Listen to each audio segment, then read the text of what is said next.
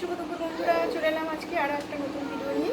কী রান্না করছি তোমাদের দেখো। আর আমার সোনুগোপাল জেগে আছে, ওর দাঁড়া চলে আছে, রান্না করছি। চলো ঝটপট করে কী রান্না করেছি সেই রান্নাগুলোই তোমাদের দেখিয়ে দিই। সোনুগোপালের মনে হচ্ছে ঘুম পেয়েছে, ওই জন্য রান্না করছি।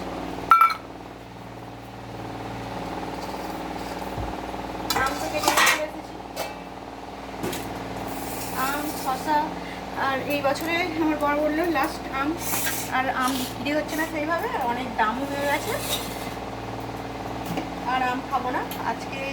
আরও একটা আছে, খেয়ে আর খাওয়া হবে না আম।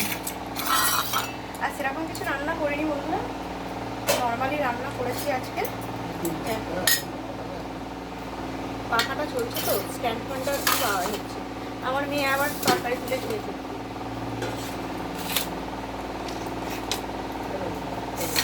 গরম গরম ভাত,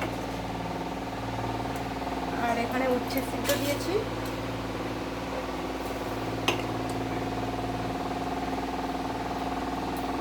একটু জেলা জেলা হয়ে গেছে। পাখাটা এত আলছি কেন? পাখাটা মনে হচ্ছে এখানে কিছু হয়েছে, উঁচু নিচুতে পড়ে গেছে, ছড়াতে গেছে তো উঁচু নিচুতে হয়ে গেছে, ওই জন্য আওয়াজ হচ্ছে না। আজকে আর ডাল করা হয়নি। রয়েছে কাঁকরোল ভাজা,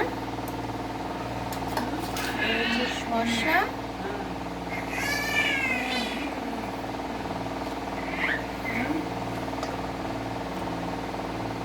এখানে তো আমও রয়েছে, আমটা খুব মিষ্টি।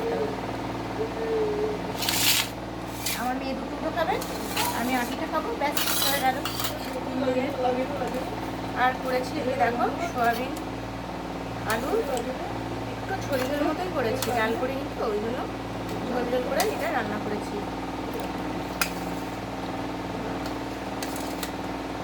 টমেটো আলু আদা রসুন সব কিছু দিয়েছি, কিন্তু লঙ্কা গুঁড়োটা কমের জন্য একটু কালারটা লাইট হয়েছে।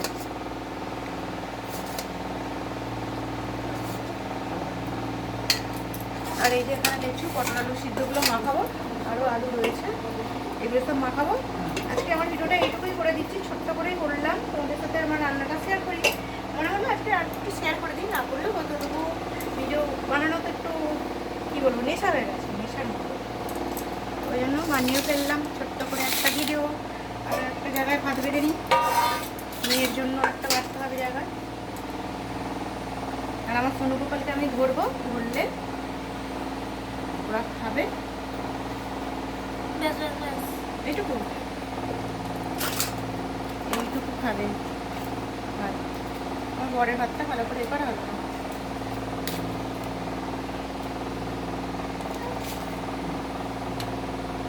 আমটা কিন্তু পেকে গেছে, খুবই মিষ্টি।